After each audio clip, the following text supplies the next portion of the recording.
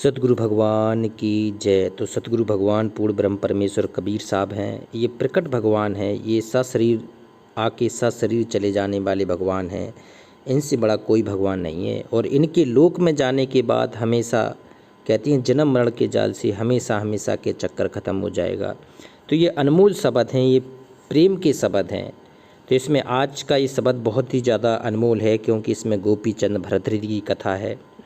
प्रहलाद, ध्रुव, विभीषण, रैदास को कैसे प्रेम हुआ और कैसे पार हो गए, ये बहुत अनमोल शब्द है। ये कहते हैं सुख सागर में आई के मत जा रे प्यासा।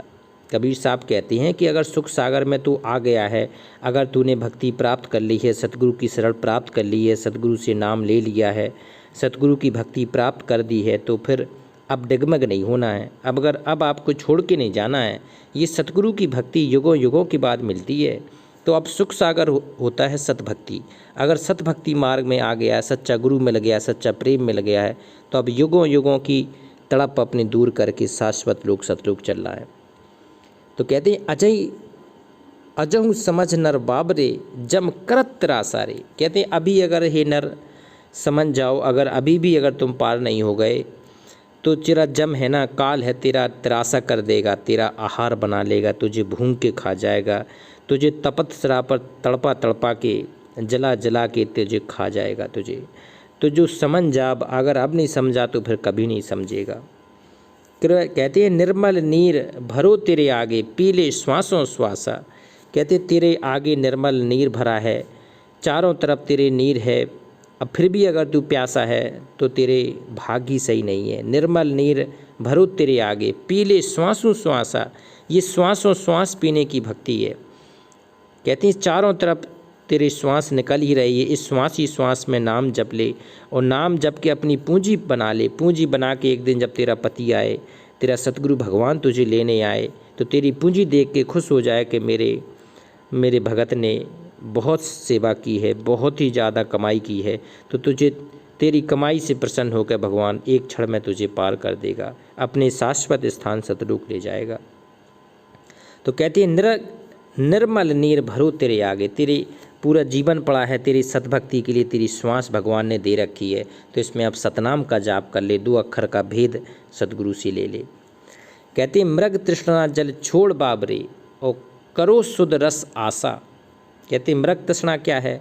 तो जो माया मोह लोभ अहंकार में खोया पड़ा है, तो जो घर बाबड़े कहते सबकी तरह अपने सुरत लगाए बैठा है, परिवार में इस तरह फंसा बैठा है कि तू अपने आप की भक्ति की तरफ ध्यान नहीं दे रहा है। ये तेरी मृग तृष्णा है।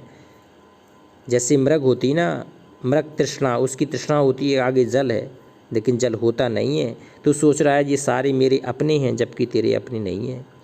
कहते हैं मृग तृष्णा जल छोड़ बाबरे करो सुधारस आशा। सुधा होता है अमृत। अब तू अमृत पान कर ले, सतगुरु की शरण में आकर सतभक्ति करके अमृत पान कर ले, अपनी पूंजी बना के, और इस काल के जाल से निकल के सतलोक चल।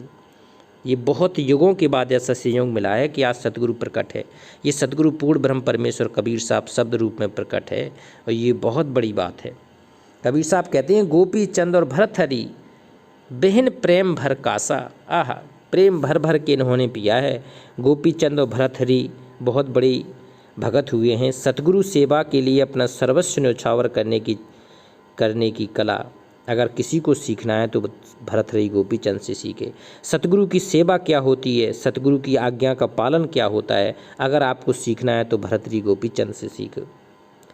कहते हैं भरतहरि और गोपीचंद के गुरु विश्वामित्र जी थे, और विश्वामित्र ने आदेश दिया था कि 12 वर्ष तक तुम्हें अलवर का किला बनवाने में मजदूरी करनी है, और मजदूरी लेना नहीं है, सेवा करनी है, ये बिल्कुल निःशुल्क करनी है। और 12 वर्ष तक जब तक ये बन नहीं जाएगा तब तक आपको वहाँ से कहीं नहीं जाना है, ना घर जाना है, ना मुझसे मिलना है। देखो बताओ कितना त्याग और समर्पण की एक मिसाल है कि किसी से नहीं मिलना है, ना घर पर जाना है, ना पत्नी बच्चे, ना परिवार, ना अपनों से मिलना है, भेष छिपा के रहना है, ना कभी सतगुरु से ही मिलना है।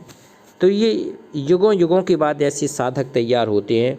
तो 12 साल बाद, और साथ में से जो कमाई करोगे ना वहाँ पे अलवर किले में, और पैसे भी नहीं लेना है, तो पार्ट टाइम जॉब में कुछ भी करना है, लेकिन पैसे दूसरी जगह भोजन की व्यवस्था करना है। जहाँ काम करोगे वहाँ नहीं मिलना है भोजन। तो उन्होंने कुम्हार के यहाँ पर काम किया, कुम्हार के मिट्टी के बर्तन बनवाने में काम किया, उनका गारा बनाने में काम किया। तो ऐसे 12 साल निकाले। तो एक त्याग और समर्पण की मिसाल थी गोपी चंद और भर्तृहरि। बाद में जिस लोक की भक्ति कर रहे थे उस लोक में गए। पूर्ण मोक्ष फिर भी नहीं हो पाया, क्योंकि पूरा सद्गुरु नहीं मिल पाया, और पूरी सद्गुरु की साधना आज भी इन्हें नहीं मिल पाई है। कहती हैं ध्रुव प्रहलाद विभीषण पिया, लेकिन ये एक अमर हो गए अपनी भक्ति मार्ग में। इन्होंने जिस लेवल की साधनाएं की, आज ध्रुव को याद करते हैं।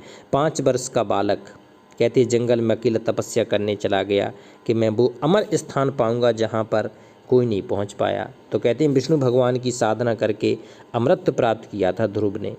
प्रहलाद ने, देखो छोटा बच्चा अपने पिता से हिरण्यकश्यप से लड़ गया था। विभीषण, कहते विभीषण रावण का भाई था, लेकिन भक्ति का था एक पूर्ण ब्रह्म परमेश्वर कबीर साहब की। इन्होंने भक्ति करके पूरा अपना भजन किया, युगों युगों की भक्ति प्राप्त की। और पिया रैदासा, और रैदास क्या थे? मन चंगा तो कठौती में गंगा। ये कबीर साहब के साथ में रहते थे। कबीर साहब से ही इन्होंने सतनाम लिया था, सार शब्द का भेद लिया था, और कहते थे सच्ची भक्ति उन्होंने की थी रैदास ने। रैदास अनुपम उदाहरण था, किसी बात को टालते नहीं थे कबीर साहब की, बहुत ज़्यादा बात मानते थे। कहते प्रेम ही संत सदा मतवाला, एक नाम की आशा। इन सभी संतों ने नाम की साधना की, नाम की आराधना की, अपने गुरु की आज्ञा का पालन किया। ये सच्चे भगत थे, ये सच्चे शिष्य थे, साधक थे, और इनका नाम आज पृथ्वी लोक पे अमर है भक्ति इतिहास में, कि ऐसा साधक होना चाहिए जैसे भर्तृहरि थे, ऐसे ही गोपी चंद थे। कहे कबीर सुनो भाई सादा, मिट गई भव की बासा।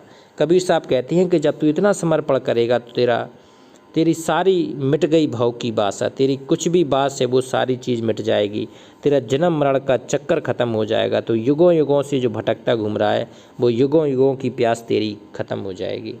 तो ये अनमोल है, ये अनमोल सतगुरु है, ये पूर्ण ब्रह्म परमेश्वर जो आज धरती पे प्रकट है वो अनमोल है, हीरा है, स्वर्ण है। वो कहते हैं उसके समर्पण में आके कहते हैं हमें भी अपना हीरा और मोती बनना है। तो एक शब्द और गाते हैं धुबिया जल बिच मरत प्यासा। धुबिया कहते हैं वैसे तो धोबी जात को प्रतीक है, लेकिन यहाँ धुबिया आत्मा को कह रहे हैं जो सतभक्ति से ओतप्रोत हैं, सतगुरु के शरण में रहती हैं, फिर भी कहता है कि मैं कैसे करूँ भक्ति, कैसे करूँ भक्ति की कुछ समझ नहीं है। तो कहते हैं धुबिया जल बिच मरत प्यासा, और जल में ठाण पिए नहीं मूरख, अच्छा जल है खासा।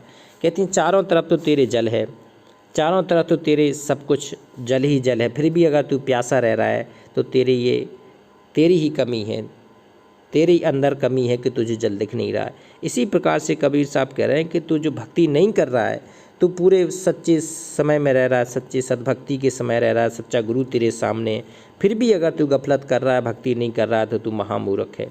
मूर्ख है तू, क्योंकि तुझे दिख नहीं रहा है कि वास्तव में ये समय कैसा चल रहा है, ये सतगुरु का समय है, ये भक्ति का समय है।